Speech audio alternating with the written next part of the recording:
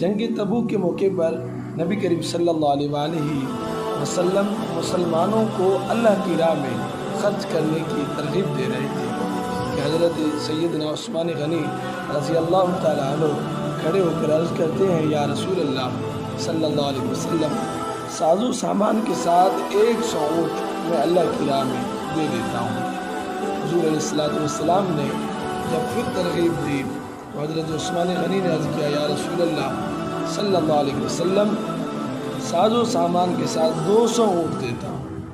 حضور علیہ السلام نے پھر ترغیب دی تو پھر حضرت عثمان غنی رضی اللہ تعالیٰ عنہ کھڑے ہو کر عرض کرتے ہیں یا رسول اللہ صلی اللہ علیہ وسلم ساز و سامان کے ساتھ 300 اونٹ دیتا ہوں۔ پھر ان 300 اونٹوں کے علاوہ حضرت عثمان غنی رضی اللہ تعالیٰ عنہ نے 1000 دینار، ایک روایت کے مطابق آپ نے 1000 اونٹ، 70 گھوڑے اور 10,000 دینار اس جنگ میں خرچ کیے۔ حضور علیہ السلام کے سامنے آپ نے یہ تمام کا سامان پیش کر دیا۔ حضور علیہ السلام نے حضرت عثمان غنی کی یہ سخاوت دیکھی تو آپ کے پیش کردہ دیناروں میں اپنا دست مبارک ڈال کر فرمایا